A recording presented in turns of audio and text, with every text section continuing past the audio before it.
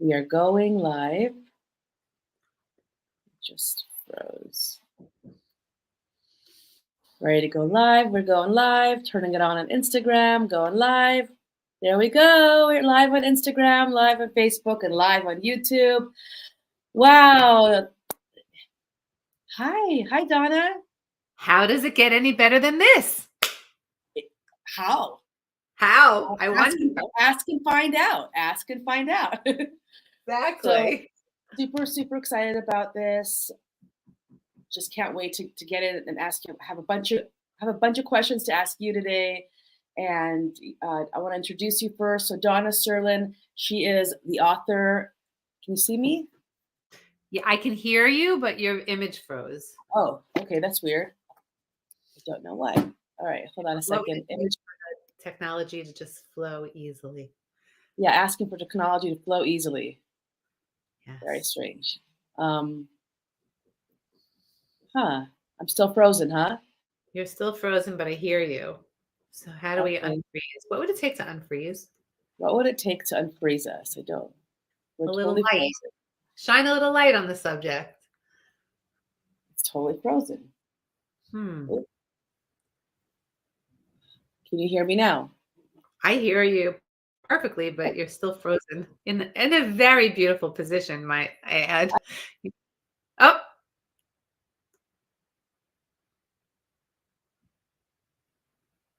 Oh, I'm here by myself and we're live on all the platforms.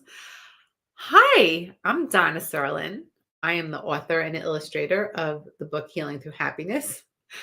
I'm backwards. Like when my right hand moves, I see my left hand move. So I'm not going to look at myself. I'm going to look right into the camera. And Inessa and I are having a conversation today about her new book called Fun Shway. And it's a guidebook for young adults. Change your room, change your life. Inessa is a feng shui master, in addition to a spiritual psychologist, therapist. She has other talents, which she hasn't listed, so I won't share them. And I'm just waiting for Inessa to come back on here and be live with us. Let me see if she wants me to. Let me see. I'm still on. Should I go? It's my solo show, Inessa. How does it get any better than this? I'm waiting to hear from Inessa if she's going to pop on here, or I am going off and we will be rejoining in a second. I don't see. Just stay there. Oh, and okay, I'm staying here. So I don't want to answer the questions that Inessa is going to ask me. So I'm going to talk about something else. What does it mean to heal through happiness? Happiness is really a very controversial subject. Isn't that ridiculous? But it is. Why? Well, I think happiness is undervalued and underrated. And you could even say it's boring. We the people, love drama and trauma. So we seem to focus on that, be drawn by that, be magnetized by that. But what if we started focusing on our happiness? And when you're happy, people say things like, what do you have to be so happy about? Or why are you always happy? Or now's not the time to be happy. Like happiness has a lot of judgment on it. But what if our happiness is exactly what the world needs to become happier? We're all energetic beings, and how we react, how we act, how we choose to be puts an energetic signal out into the world. And that's what starts to reverberate around us. So if you choose happy, because happiness is a choice, I don't know. Inessa, are you coming? Oh, I think she is. Then happiness will choose you. Your life will become more happier. Your happiness will be contagious to the people around you, and they will become happier. And if you could give them a tool to be happier, I'm just talking about happiness. And we're going to All right. those tools right now in our conversation. So stay tuned. And if you want more tools, you could tune into Healing Through Happiness. All right. Thank you. Sorry about that. Sorry for the glitch. I don't know what's this is the first time I've been so glitched out on the system. But thank you. If it happens again, you might have to take over the show. Then I'll start reading excerpts from your book. What'd you say? I'll start reading excerpts from your book. Are we talking about it? Are we ready to talk about it? Well, I was actually going to start by introducing you, but I kind of just introduced myself for 5 minutes. Oh, you did? Okay. All right. So I feel free because you have such a way with words. So I'll I want to talk about how you and I met at a very auspicious moment. We were introduced by a dear friend of us, another author who just released her second book recently, not that recently, but within the last 2 years. And I recognized you immediately as a soul sister. Like there was a light that I recognized, a similarity in your energy, and I fell in love with you. And you've always been this person that elevates things for me in my life. And of course, you wouldn't write a book called Healing Through Happiness, because that's who you are. I think you take things to the next level with your beingness. And through this book, I think people can do the same. They can learn how to ask better questions. And as we know, you get an answer at the level at which you ask your question. Yes. And that's where that phrase comes from, that ask and you shall receive, because you will always get an answer at that level. And so asking, for me, you're an embodiment of someone that asks questions that expand a person into beyond what they think is possible. Yeah. And so yeah. I just say you were one of the answers to my questions. But I'll talk more about that after. You kind of remind like your work reminds me a lot of it's in the same vein for me as like Joe Dispenza's work, because I feel that's kind of that is what we do in his meditations. I feel we have to exit our trained habitual responses and go into some other realm where we can access the infinite possibilities that are available for us. And I think people that don't have 40 minutes a day, because his meditations they're lengthy. I think people that don't have 40 minutes a day, I think getting your book, it gives them that instant access to that realm without having to sit in a meditation or lie down into a meditation and spend 40 minutes. They can just do it through the questioning, through the process of asking really incredible questions. Yes. Which is pretty phenomenal. That reminds me of, can I? Yeah. Can I? So actually one of mine and yours first dates, I invited you over to my apartment, and I don't know if I had just come back from Joe Dispenza or I was going to preparing, and I said, you want to do a meditation? You're like, yeah. And it was an hour.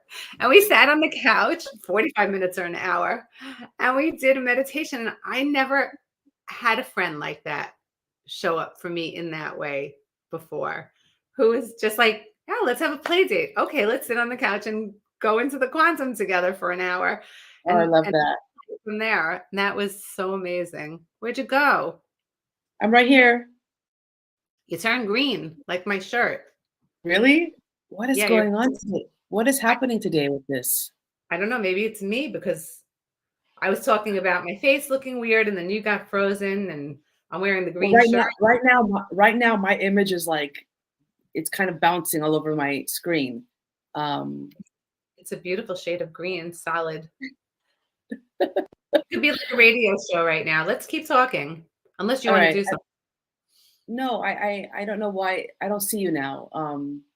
I want to apologize for the technical challenges, and I just want to say that these things do happen. I'm hoping they will stop any moment now. All right, let's see. How can I get these to stop? These technical. Let's see if this will stop it. I don't know what is going on. Are you there? Yeah, I'm here. I am here. You're here, but your screen went dark. My screen went dark. Are we at, so when you're in StreamYard, you go into StreamYard and then it goes to the different Yeah, platforms? it's in the different platforms right now. So maybe I'll stream it through my phone, although I only have 18%. I mean, I could try it on my phone for a little bit. Let me see if I can enter through my phone. 1 second, okay? Sorry, everybody. Bear with us. Bear with us. This has never actually happened to me before. But Well, hey, what are the infinite possibilities? what are the So possibilities? What are the possibilities? Very, very, very what interesting. can I contribute? So where are we going? You're talking about me, and No, no, thank you so much. you stay there.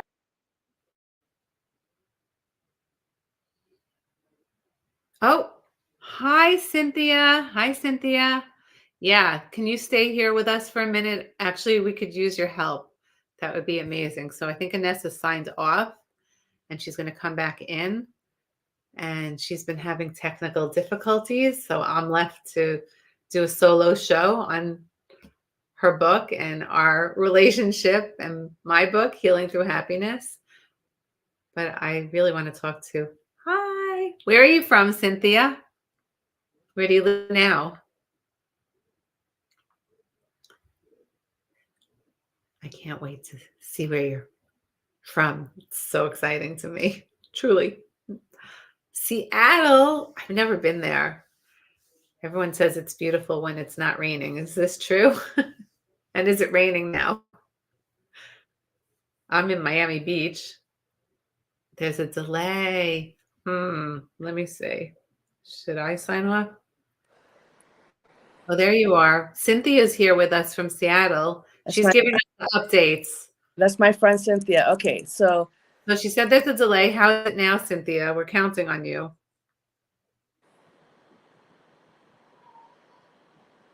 well, now I'm on my phone. So let's get this going. Okay, You want to? Oh, we're live. we're live. You All want to right. start over? Thing, everybody, Donna, you and I are gonna, because I shut down my computer because there's something. I think the problem is my computer. So now we're on my phone, but we have very, very limited amount of time now. Okay, let's go. Let's get to it. Thanks, Cynthia. Thanks, Cynthia. All right. So, what were you gonna ask me? So your book's amazing. I love every word of it. I was saying it's not just for young adults, it's for everyone.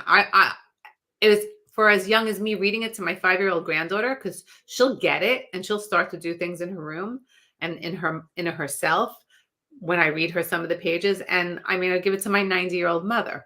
It's just an amazing book. It's so much fun to read. I took away so many things from it, and I'm excited for everyone to get their hands on it. How did you get into feng shui? Well, for me, it was a means to an end. I was trying to get a job in Hollywood. I wanted to be a casting director. I don't know if you know the story, but I'll say it very briefly. Yeah, I needed luck. And a boyfriend that I had back in Seattle said, I think you'd be really good at feng shui, but I kind of blew it off because I thought it was the thing where people just move furniture around. And I didn't want to do it. But when I got to LA from Seattle, I found that it was very hard to get a job in Hollywood. And I reverted back to his original idea. And one thing after another, I actually found my master teacher, who I'm going to be interviewing him next week. And I used it to set up my room so that I can align my vibration to the vibration of getting hired for a job in Hollywood. And so after like months and months of sending resumes to no avail, I feng shuied my room. First, I created a vision board, and I had a picture of myself in the middle, and I put all the casting directors that I wanted to work with around me, like orbiting my universe. And I'm telling you, within days, I got callbacks. It was like magic. It happened so quickly. And it was because I started to shift my belief system through using the space around me. Because I felt very uncertain and very insecure. And I was like a little 24-year-old in LA, in this big city. I didn't know anybody. And it was really through using the magic of this book that I was reading and what I was learning from my teacher at the time to set myself up for success. And that's how I started. That's That's an amazing story. And I didn't know that story. So thank you for sharing it. And there's so many things, we can talk about the vision board, but really what I want to ask you is because you talk about inner and outer Shway in your book. And as you're telling that story as the 20-year-old who started to study and change things around, how aware were you of what it meant actually on your inner Shway as related to the outer Shway? Or did you just start moving things around and things started to fall into place? Yeah. So with every change, I started to become aware that there was a direct link and there was a direct correlation between something that I was doing in my space and a result. And I think it became evident, not right away. It became deeper over time, the understanding of what was happening. But initially, I saw it as like a signal, like my space was sending out a signal into the universe. And that signal was stronger than my own personal signal. And it was Yeah. also shaping my signals, both. It was like a symbiotic relationship. But I made the space so that it would send a signal out that would attract in opportunities. And then at the end of the day, it was up to me to land those opportunities. But it did help me believe in myself because it was mirroring back to me, it was reflecting back to me a new belief that I was anchoring into the physical space. You see what I'm saying? Yeah. And how much of that was actually like active learning and experiencing, or how much of it was just energetic and you were following the feeling? Like how much of it was mental and how much of it was emotional and energetic? It was always like a surprise. Like, I can't believe this is really happening. I can't believe this is really happening. Like, what?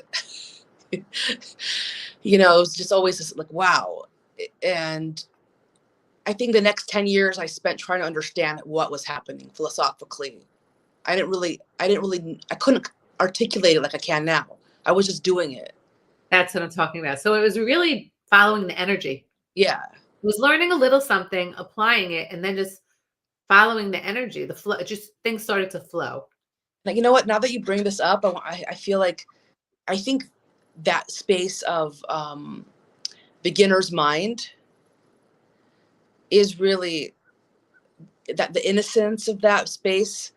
I could see where my creations took on life much quicker than they do even now, because now I know so much. There's something about the mind getting in the way, or like knowing, like now I know how it all works, and so I start setting up like, oh well, that's gonna take longer, but it doesn't have to, because back then I didn't know anything, and I just put it out, and it's happened without me interfering, because I had no idea what was happening. And so for people that are working within this system, and also within the questions that you propose in your book, I think the less you know, sometimes the better. You don't have to be an expert. You don't have to know anything about, manifestation. You can just pick it up for the first time and have miracles occur. I mean, on one hand, it gave me a sense of being empowered. So now I know when I'm in my own way, but I still think there was something very magical about not knowing anything in the very beginning. That's an incredible story. And I just had an incredible awareness because of you and your expertise and your advice and feng shui. So it was before the quarantine and we were in Miami. And I had just bought a new house on Long Island. And I, right away, I was like, I have a brand new house. It's not even finished being built. And you're like, oh, this is the best time. Because I was going to ask you if you would fly in over the summer. That wouldn't have worked out because it was the summer of 2020. But if you would fly in and help me like feng shui my house. But you said, no, actually, the best time to do it is before you get in. And I was like, and then you gave me some suggestions. And one of the things you told me is before they even lay the floor, to take something and write words, affirmations, intentions in each of the spaces.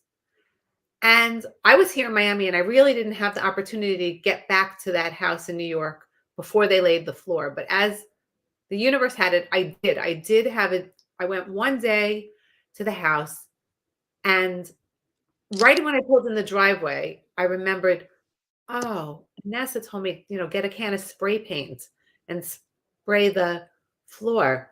And I had forgot. So now I'm walking into the house on this one day, and then I'm going back to Miami, and this was my only chance. And the guys are installing the kitchen. The floor is not laid yet. In the middle of the floor there is a single can of spray paint. That's awesome. And so What color was it? White? white. I think I remember that. It was white. I took a video of it and sent it to you. So I was like, wow, unexpected surprise. I got right to work, and I'm spraying the words ease, joy, harmony, different people's rooms that I knew were staying in. The kitchen was family time, whatever I was intuiting. Now this is February. This was the end of January 2020. Then I come back to Miami and we close on this house the end of February 2020. I get the keys the weekend before the world gets locked down. Mm-hmm. So good for me. I have this new house in New York that's empty. It's mine, and the world locks down. Now what are you going to do? Nobody can get there to furnish it. No truckers are trucking furniture. Stores aren't open. Nobody's going to work. And I'm going to tell you right now that it was magic. I worked with somebody over the telephone, and I said to her, I'm not taking no for an answer. And it was all those words that I put on the floor. This entire house got furnished. Somebody showed up who was happy to work there because nobody was there, so she wasn't afraid of getting sick. It was so smooth and easy. And I am sure as we speak right now that was feng shui and the gift of feng shui. I love that story. That's such a great illustration. Well, we know the power of words on our body because we're mostly made up of water. And, the same is true when we put words onto the foundation. Before the foundation even gets laid down, it sounds like you put it down on the concrete, right? You spray the words on the concrete before your floors even went down. So like you're walking on all that vibration. Every time you walk through your house, you're walking on that. So it's like a layering. That brings up for me, like feng shui in your house is like creating a 3D vision board, because it is a 3D vision board because you're layering things in. The first layer, you've got the words. The second layer, you've got your furnishings. And then you create the intentions by introducing things to the space with meaning. And the invisible realm, which is a realm that you worked on, that's the one that impacts your subconscious mind the most. You don't have to see it for it to work. I think people are always like, how is it possible? How come you don't have to see it?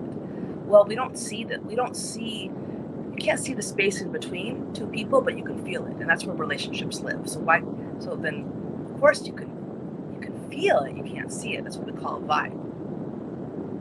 So what is the vibe of a space? The vibe of a space is the predominant feelings and thoughts that get projected into the space. So you create a foundation, all help reinforce your own feelings and thoughts as you walk through your home. So I think that's great. And I'm so happy that you had the chance to do that.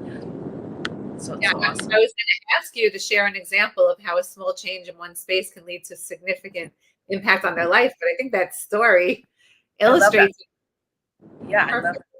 I love that story. Actually, as we're talking, I'm also trying to jump on my computer so that my phone doesn't die, so we don't have to interrupt this. But maybe you can share a little bit with us about how, what was for you the impetus to write your book, Healing Through Habits? What happened? What was the turning event? The turning event. So, it was not originally a book. I know because you were there during the art project part of it. It was an art class during quarantine that I took online. And as well as it being a very cathartic experience during that lockdown time, my inner artist came out.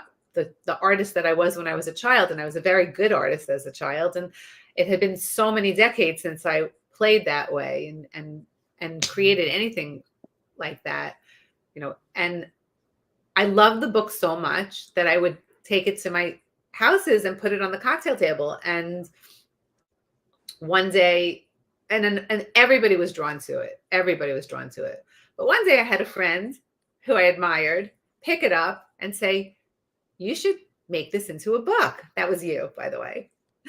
And it was a pivotal moment for me because I had heard, so many people being awed by it or reacting to it or enjoying it and commenting on it, but I didn't really believe them, right? Because that was my limiting belief.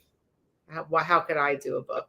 And then when you said that, it really like sparked something in me. And I said to you, how can I do that? And you said, you gave me some information, get pictures taken, and I followed. So another pivot though. So I followed all that, and I also got out of my own head, and I said, why not write a book? Everybody's self-publishing at the least, and why not you? And also, you'll print 100 copies and you'll give it to your family and friends. So I like gave myself a way that made it easier for me, even though I still didn't feel worthy of writing a book. And the thing was that I ended up hiring a hybrid publisher because self-publishing is not easy. And the publisher, oops, we just went double. You're on. Okay, there you go. Wait, you're okay. Wait. You're going to have to wait for my story. The publisher told me part of her package was to put the book on Amazon. So I said, well, I guess the universe wants my book to go on Amazon. I don't know if you're hearing me, Inessa, but your viewers are. So I continued the story so the viewers could hear. So the long and short of it was after that, surprising myself that I would go self-publish and print 100 copies. I found it wasn't so easy to self-publish. And so I found a hybrid publisher, and I didn't even know that I was not going to do anything other than print my 100 copies. But she said when we were ready to publish, oh, no, part of what you hired me for is to put it on Amazon. So there was another aha, like obviously I listened to I'm so connected to the energy, and now more than ever. And those were two great moments for me to turn my art project into a book that's now selling in bookstores all around the world. And it's an Go amazing. figure. And what else is possible? And how much more happiness can we bring to the world through And all these beautiful callings that we've had? That's what they are. They're callings, right? yes. Everybody has, many people receive callings, but not that many people act on them, answer the phone, right? But we both are. So yay you and yay me. I feel like your book is really timeless. And it's completely age appropriate for everybody. Like anybody at any age can pick it up. Just like you said, my book, anybody can pick it up. Like you have that same energy about your book, because it's so colorful and beautiful that like a 3-year-old wants to look at it. But then so simple that a 90-year-old doesn't have to like read. Not that a 90-year-old couldn't read 100, 300 pages, but it's so simple that if you need a quick shift in your energy, you know, anybody at any age. And that's what I love about it, is like it just even looking at the book elevates. Yeah. The book energy. That's the thing of the book. It reminds me a lot of the art in Louise Hay's. That was my first spiritual book. I don't know if you ever read it. Did you ever read You Can Heal Your Life? I recently bought it because people said to me, and I'm sure you were one of the main people, oh, it's so Louise Hay. And then I really didn't follow Louise. And then now this past year, I've been following her a lot. And it turns out her birthday is the same birthday as my mother. So she's really my spiritual mother. I decided. She really is. Well, I want to ask you a question. You might not see me for a second while I'm asking this. I don't know if you can see me, but I have to jump to the question. Do you see me or not? Nope. I can hear you. All right. Here we go. All right. Here's my question. How do you believe everyday choices impact our quest for happiness? And what are some simple steps people can take to begin their journey? Yeah. I think our choices create everything. So whatever choices you're making every day is creating the day ahead of you and the life that you're living. And to me, the most powerful and simple and profound step that anybody could take is to start their day tuned into themselves. To have me time. First thing in the morning is always better, but sometime in that day, for sure, to carve out me time, and whatever that me time is. For me, it's waking up. I have some rituals now with my new Ayurvedic studies that I planting in my morning, brushing my teeth, scraping my tongue, but then sitting down with myself, taking at least 10 minutes to close my eyes and breathe. and say affirmations or do a meditation, guided or just guide myself to read something, to educate myself, 10 minutes of something, Yeah. and then to write, whether it's to color in a coloring book or to write something down on a page that I learned in those 10 minutes of reading, or some thoughts, that ideas that popped into my, but that me time, it's non-negotiable. That's not easy to do when you have a baby. Yeah. Yeah. Yeah. But I think But you that's, can still do it. can you hear me okay? Yeah. Is it breaking up a little? You're okay. Let me try something. Hold on. Okay, Okay. let's try this. But now you have to go off of the other one because it's double. All right, can you hear me? Yes. Yes. Hear me okay? Yes. All right, good. Okay, this has been what an opportunity with technology today. Yes. Well, I think that's key here. The key is that that you have to make the time. You know, even if it's 3 minutes in the shower, Yes. even if it's 1 minute in the car, anywhere you go. I mean, anywhere you are, you can really. Even 3 minutes before you get out of bed, now you're Yeah. up and you stop yourself. That's actually, I do that too. Yeah. That it's become so routine for me that I forget that I do it. But we wake up in the morning and all of a sudden, da, da, da, da, da, da, and I like to use the mantra from Access Consciousness. It just flows for me. And as soon as I start with the blah, blah, blah, blah in my head, this, I have to do this, I have to do, or someone else is bothering me, or all of life comes to me with ease, joy, and glory. And I just say it as many times, sometimes 10 times, sometimes 100 times, until I just find myself in a flow. There's so many wonderful ways to what was your question exactly? Let me see. I like the way you asked it. But to make choices for our quest for happiness. Choices. Yeah. Choices. Well, every word, I think every word uttered is a prayer, and I think it was Reverend Michael Beckwith. Are you familiar with him? Something wonderful is on the verge of happening. Yeah, That's I think, yeah. Like I really got that message loud and clear from him that, any question asked will be answered, and every word is a prayer. Mm-hmm. So if I ask closed-ended questions, I'm going to get responses that are closed-ended and finite, right? Mm-hmm. And that's why I love your work, because it just cuts through the shit, and it goes right to the heart of, let's elevate energy in this moment. Like, we don't have to, I think people get stuck in this idea that it has to be difficult and they need so much time. You don't really need that much time. Oh. You don't need it. You just need a minute. So for me, though, really with the space, I can always tell how my inner world is doing by looking at my space. The interplay between happiness and space, right?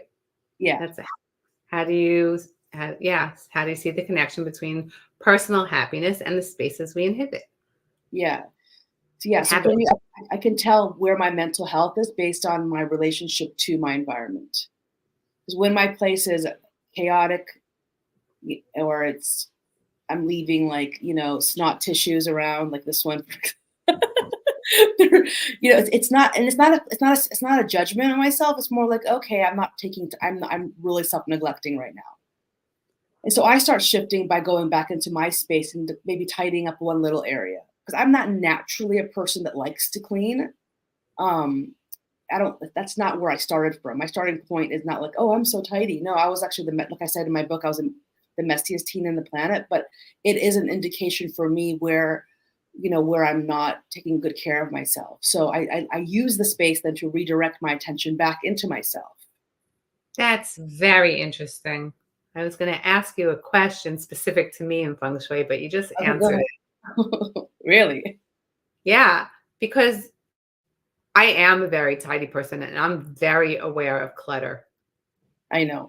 I'm cleaning out all the time. I always have been. When my kids were little and they used to go to school, they'd say, "Mommy, please don't throw anything out in my room today," when they went to school. Because however, That's what I said to my mom.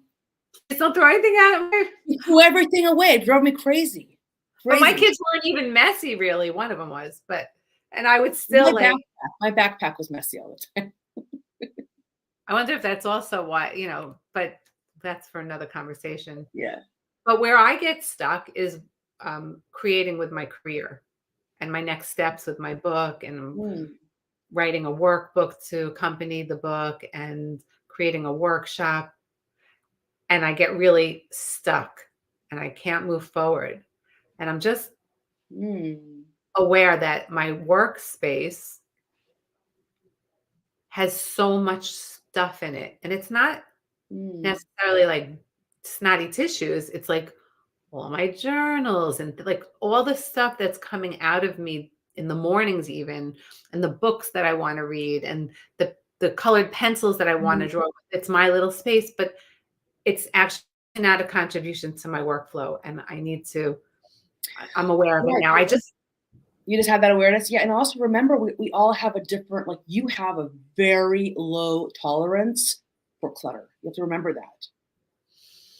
And so if you have competing things like that in your space, even if you're not looking at them directly, they're getting filtered in through your peripheral vision, and you have to process them. That's so interesting.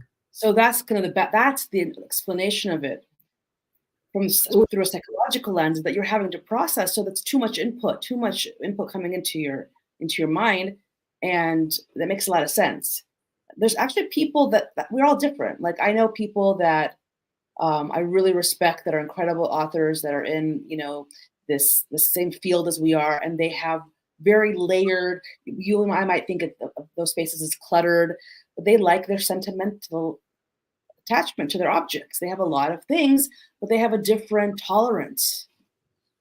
They get fed through all these different things. Whereas for me, I get overwhelmed and bogged down too. I actually have a low tolerance, but I have a high threshold, which is different. It's a total different thing. Because when I was growing up, I used, like I mentioned in my book, I didn't have tools to deal with my own feelings. And really, as an adult, the only tool you need is to feel your feelings. I didn't know that back then. Because in my family of origin, it was like, you could feel it, but it's not really respected or valued. It's more like an inconvenience, and so I didn't know how to deal with it. And so I would use my space to act out. That's how I dealt with all my emotions, is I would just make messes all the time. So as an adult, I just know, I know, just sit in your feelings, be with them, watch them, let them pass, let them go. But yeah, so I actually had another question for you. Okay. Okay, let's go. Oh, Gabriel is watching. Brian said, "Hello, beauties." Hi, Brian. He is watching. All right, here's my other question for you. Let's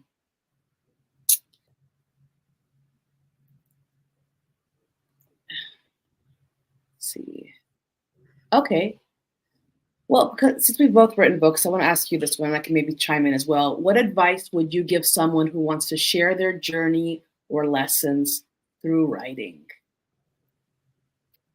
Start somewhere and pay attention to what's around you, because the universe will show you which direction to go in, and try to have fun with it. Although when I say that, I'm like, I was always trying to have fun with it, but it wasn't always. Actually, whenever I was in the creative state, it was a lot of fun, but it was the in-between state where I'd sit in judgment of myself. What were your judgments? You're procrastinating. Oh. This stuck kind of feeling. Well, Donna, you wrote your book in what, 2 years? Oh, I guess the project was, 2 years. 2 years. Yeah. That's amazing. 2 years. Well, I had my wise and wonderful ones before me, and I was sure that you had already published a book. Like I even wrote that. I mean, I literally started writing my book 13 years ago in Bali. That's where I got the download. And then it was interesting because my journey with the book had so many twists and turns. And in 2012, I attended the Hay House Writing Conference. Wow. And I already had the outline for the book. I had a lot of the material in 2012. And when I went to that conference and I spoke to the president of Hay House in front of like a room of 200 people about my book, he basically said, "Don't write it. Because young adults don't read books, especially not self-help ones." Huh. And he said, "Write it for their parents." And I didn't want to write it for their parents. I was like, I don't want to write that book. So I put it on the shelf for I put it on the shelf for 5-6 years. And it was my astrologer that was like, "No, you got to get that book out because you're backed up." Like I was backed up because that book had to go out. It had to be read. There was a place for it. People needed that book. And it wasn't really up to me or up to anyone to tell me, whether my book was timely or whether it was going to be read by people or be successful. It was just a matter of me releasing it out into the world and letting the people that needed it get the information. But I really had many different incarnations of like sitting with it and then not doing anything with it, letting people influence me until the very end. It actually got to a point where it was too painful for me not to write and produce that book because of my low tolerance for clutter. The internal clutter was so much that it was clouding my ability to create anything else. I had the same experience. Really? Because I was writing the book. It was very close to being ready to be published. And then I got really sick. And I still pushed through. But so it's not in sequence. I was getting ready to publish it. I was in my own way. I wasn't feeling confident enough. But I was also being introduced to people who could really support me. The universe always has your back. And this one particular woman stepped up, and she's pretty famous ghostwriter and book brander. And she was very excited by my book. I had it almost finished. I could show it to her, and she wanted to work with me. Then I got sick, which could have been a perfect excuse. I was literally, I had no breath. I couldn't get off my couch for 4 months. I couldn't breathe. I lost my vision in my eye. And it was every perfect excuse for me not to finish. And the woman who wanted to work with me said, "You cannot publish the book without having a plan. You're very good at that. You like very organized, a launch plan, how to do all the things you're supposed to do when you launch." But now I was sick. And I was also feeling the weight of the book. It was like the baby wanted to be born. And it was 9 months. Yeah. And I couldn't hold it in anymore. That's what it felt like to me. Well, And so I called this woman because I wanted to work with her, but she already gave me a what for. You can't without, first having a plan. And I said, "Look," I told her what I just said to you. And she said, "Well, I can't." I said, "And if I don't publish the book now without a plan, I feel like I'm going to die." wow. Yeah. And she said, "Oh, well, I can't argue with that. You go do it and we'll catch up, after." And of course it all worked out better than you could even imagine and what else is possible. But I really get that feeling. That's how I felt, like I was going to die. Yeah. That I was You 9.5 months pregnant and I couldn't hold it in anymore. I'm happy that you and I can relate and understand each other in this way. I think what helped me with the final push was literally having my baby and being up at night, not sleeping because he has to get up every 2 hours. The break in my sleep pattern actually created all these pockets in the middle of the night for me to finally finish my book. Wow. I was doing it in the middle of the night. Did you put a special thank you to Gabriel at the end? No. The next one. Well, I'll just add it in the next edition. I already have new. I'm gonna create a next edition pretty soon here, so that's a good idea. Yeah. So anyone, with an idea, I think that's the having the idea, writing it down, and believing in yourself, and not letting anybody deter you, because nobody really knows. like my book, Especially my not book was a yourself. top seller. Sorry? Especially not yourself. That don't let you tell you can't do it. Yes. Exactly. Especially yourself. Which Like is if you really what it all comes down to, right? Like the Hay House producer said, "Don't you dare," and like that was like God. But yeah, truly, when it he was was like, you oh, who decided not to, right? And yeah. the last choice was yours to Yeah, listen and or not. my book was a top seller in the first 4 days. So no, at the end of the day, nobody really knows. And also, if you get an idea to write a book, we don't really know in the big picture, in the long run, where that Yeah. message, who needs that, what it really is going to become, what it is for your own spiritual process and evolution to write that book. There's so much. There's so much more than just having a bestseller or having a top seller.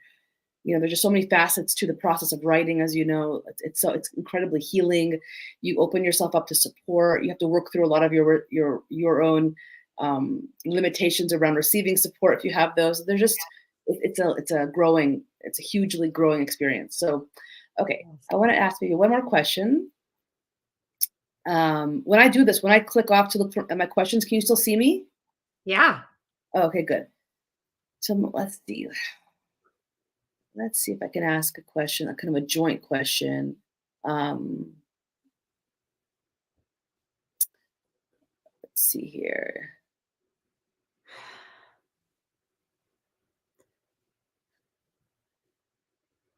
How about this one?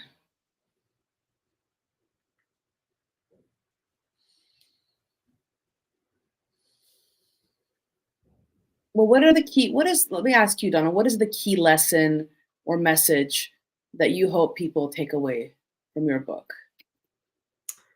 To get out of self-judgment and making themselves wrong, out of the wrongness. Yeah, that's it. Really, that's everything. And in the book, in few words, there's a lot of mindset shifting energy to do that.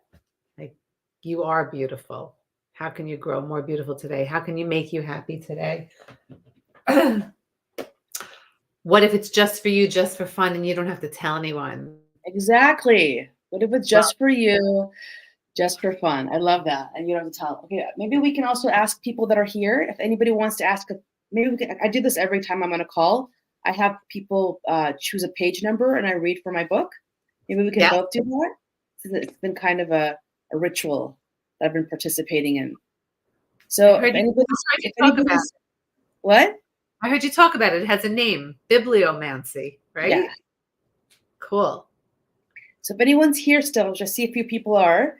If you want to throw out a page number for me or for Donna, just kind of indicate who the page is for. Unfortunately, on my end, I can only see the Facebook people. I can't see the Instagram people. So I'm really sorry if there are questions. Let me see if I can click in and see if there's any questions. What if I go on your Instagram? I bet I can see it.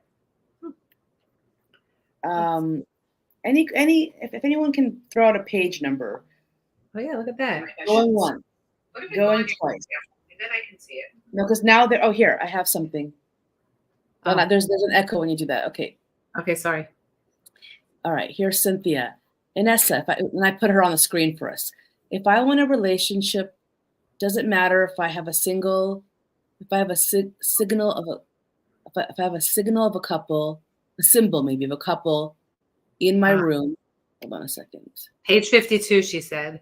I know, but let me read the question first. Okay. Does it matter if I have a symbol of a couple in my room or just in my small condo in general? Something masculine in my bedroom or in my condo in general? It's only 950 square feet. Condo, 2 bedrooms and 2 baths. By the way, I'm enjoying your comments and learning. Okay, Cynthia, so from your front, a couple of things. Definitely create a bedroom that supports love, so you want to have symbols, things in pairs, but then also in Feng Shui, we use a mapping system called the Bagua. It's a magical map of 9 squares. So from your front door, the far right-hand corner, or 1/3 or 1/9 of your house, that's called the love and relationship zone. So you want to activate the energies for love in that sector. So you can put anything that symbolizes love. You can put 2 rose quartz hearts. You can put 2 ducks. You can put 2 plants growing facing towards each other. You can put a symbol of 2 people.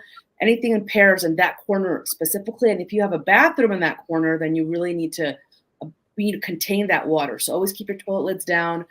Make sure that you have elements of wood to absorb the water, and also images and symbols of love in pairs. So the page is 52.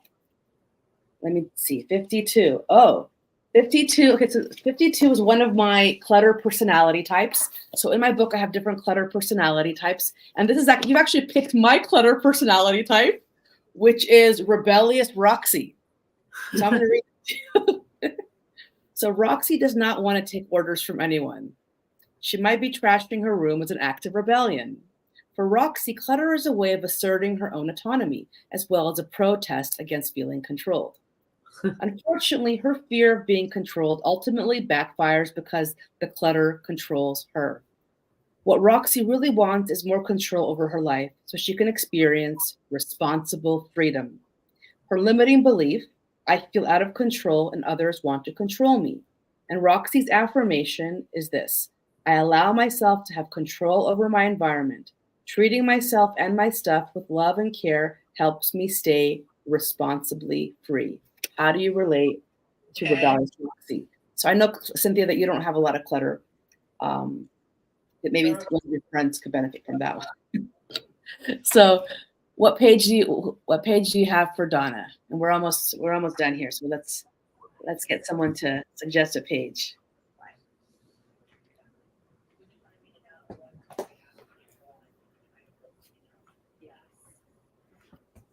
Yeah, Cynthia, the corner, it's this corner, it's the far, every room is a microcosm for the whole. So in your bedroom, in every room, from the door to every room, the right-hand section of every room is the love and romance sector and of the whole house.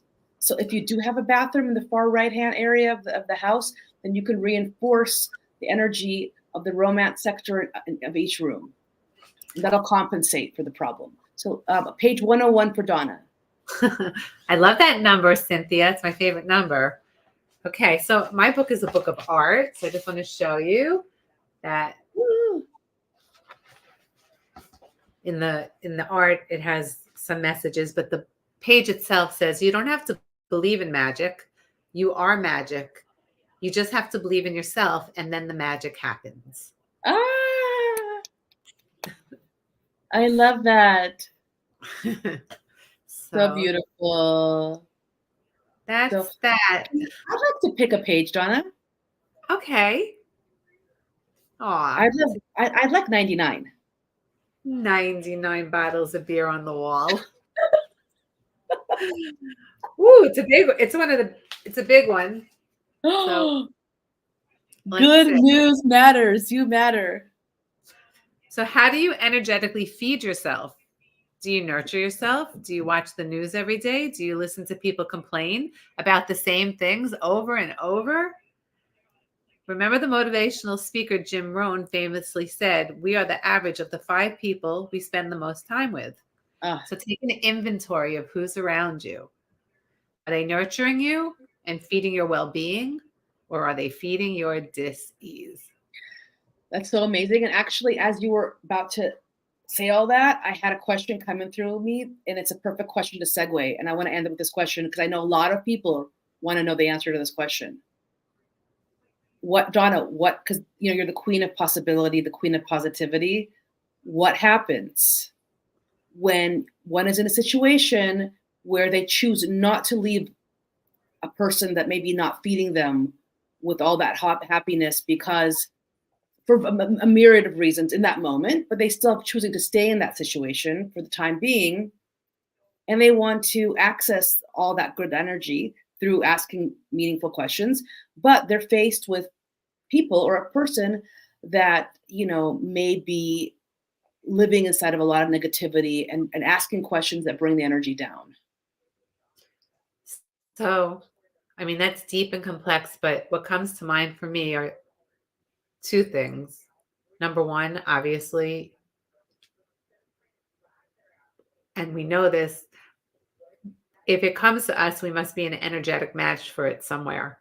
So first to start looking at the places, I know it's not the answer we want to hear, but we, continue to look at those places and then to create healthy boundaries. And the healthy boundary is this. So in these 10 seconds or in this 10 minutes, is this feeding my well-being or my dis-ease? And if it's not feeding your well-being, well, you can pivot, right? You can choose to go into a different space or change the way you're looking at it. And maybe you've already changed those things in you, but now it's just changing the way you look at it and then also allowing people to be who they are. Let Mm. let them. Mel Robbins did a whole podcast on this. Let them. And I love the way instead of let go or just let them. Let Mhm. them. Doesn't that feel light? It feels so light. And one of the things that I like to do as a recovering, chronic people changer is that I just say, I don't want to be the one to do this, God. Like, you take care of it if you feel it needs to be done, or have someone else deliver the message. Yeah, not my Like, job. if it needs to be done, it's not my job. I don't want to do it. I want to go write. I want to go play with my And baby. I want to go and if it's hard for you, then it's not your job. Let them. right, right, because it shouldn't be hard, right, Donna? Be heavy. It shouldn't be heavy. It Yes. shouldn't be heavy. Yeah. So that's where you're going to, look inside of you because you're taking Right. on a job that's not yours. Just like you Right. said, you ask God and you do it, not me. But you Right. feel heavy because you took it on and it wasn't your job in the first place. Right. It's not my job, not my burden. Someone else could do it better than I can, anyways. Let All right, them. awesome. Well, can you tell people where they can find your book? And we'll also put it into I'll also put it into the comments later. But why don't you tell people where they can find your book? You can find Healing Through Happiness on Amazon.com. Or if you go to Healing Through Happiness on Instagram, there's a link in my bio there. Donna Sirlin on Facebook, there's a link in my bio there. And what would it take for us to be so happy that it heals every part of us? What would Thank it you take? for all the Thank happiness you bring you. into my life. Meeting you was a blessing from above. And how did I get Oh, so happy? how did I get so lucky? I feel the same about you. Love you. I love Thank you for you too. celebrating with me. I'm Bye, so happy. everybody. Bye. Bye. Thank you.